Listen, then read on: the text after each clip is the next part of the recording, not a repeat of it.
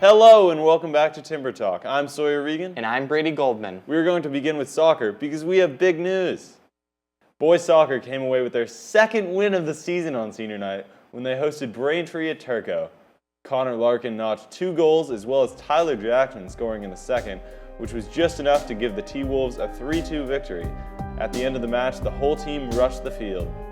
They lost 6-2 on Thursday to a great Natick squad, but nonetheless had a great week that will hopefully steer the team in the right direction for next year.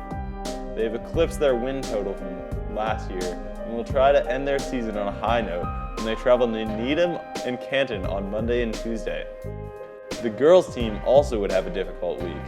They had their lone home match of the week versus Foxborough last Monday and hoped they could get another positive result. In the first half, Walpole was down 2-0, but a strong shot from Bella and a well-timed rebound from Ali Ma cut into the deficit. Then in the second half, after another Foxborough goal, Bella Bingham fires a rocket into the net from the 23-yard line to make it 2-3 for her squad.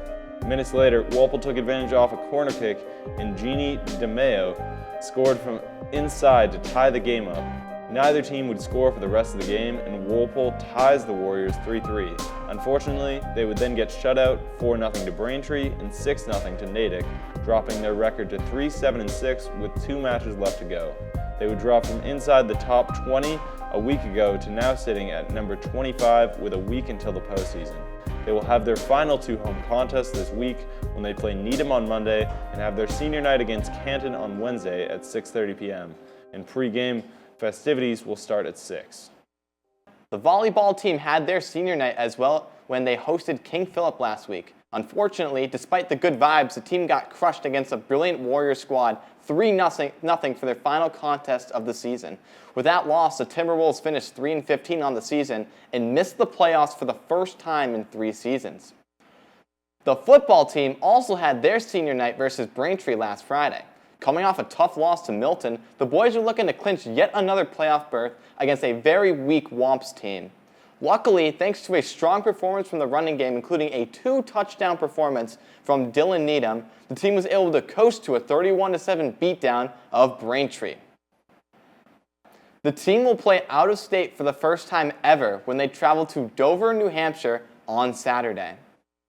All right, guys, so here's how Walpole is going to be able to get another home playoff game. It's going to be really tough, but a number of things have to happen. So number 1, Walpole right now, they are number 8 in the power rankings. Now, you have to be within the top 8 to have a home playoff match in football. It's the only sport that has this. Now, currently, Ashland on Friday, they beat Westwood, which means that they probably will not be going down. Westwood is not a bad opponent. Now, Bedford, on the other hand, they beat Concord Carlisle, which means they could actually leapfrog Walpole. The problem is Walpole played a very not great opponent in Braintree. Now, obviously, right now, this isn't reflective of Friday's scores, but right now, Walpole could be going down just by the strength of schedule. So here's what's going to happen. So next week, Ashland is either going to have to lose to Norwood, or Bedford somehow is going to have to lose to 1-5 Waltham, who are very bad, and Walpole is just going to have to wait because the problem with playing an out-of-conference matchup is it doesn't actually count for playoff ranking. It's just another game and will not even be impactful for Walpole. So we really just have to hope and see what happens in the next week. Continuing on with cross country, the boys competed at the Bay State Championships last Saturday, finishing 4th at the meet, while also getting revenge on that strong Newton North team they faced earlier this season. Luke Zahurik finished 5th in the race. With his first loss of the season being this late, we can expect big things from him in the postseason. Their season will continue with the Coaches Invitational, then Divisionals, and then if they make it, States. Before we move on, our crew wanted to test the knowledge of Walpole High School students on their sports teams. Brady over there searched around the school and asked a couple basic questions. When was the last time the football team won the Super Bowl? I have no idea. Guess a year. 2016. That's wrong. 2008. 2023. Nope. I believe it was 2009. Close. 1999. Nope. 2008. Correct. How many championships do the Porkers have? 10. 14. 35. How many sets do you need to win a volleyball match? 2. 3. I literally played volleyball. I'm gonna go with 2. It's 3. 3.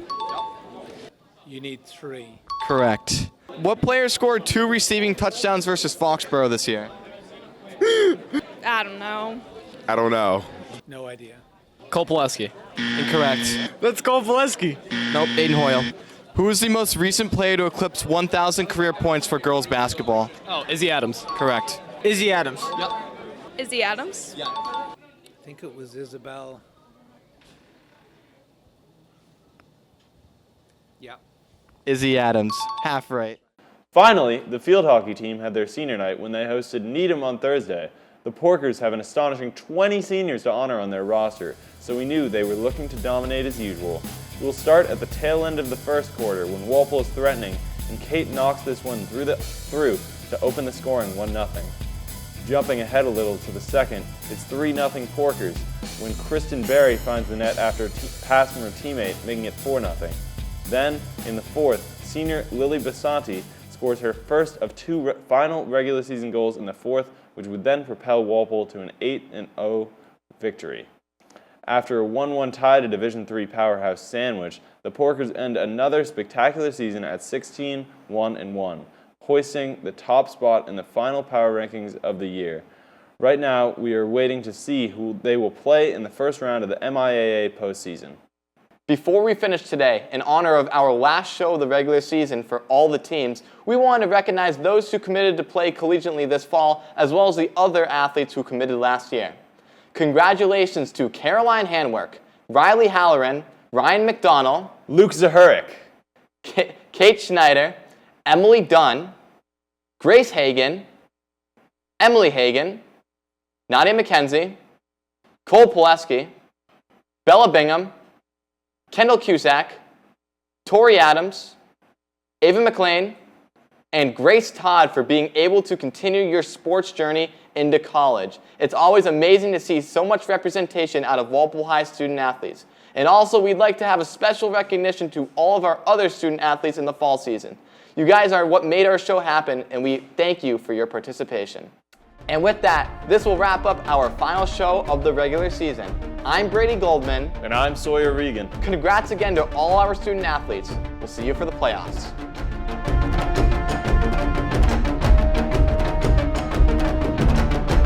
Woo!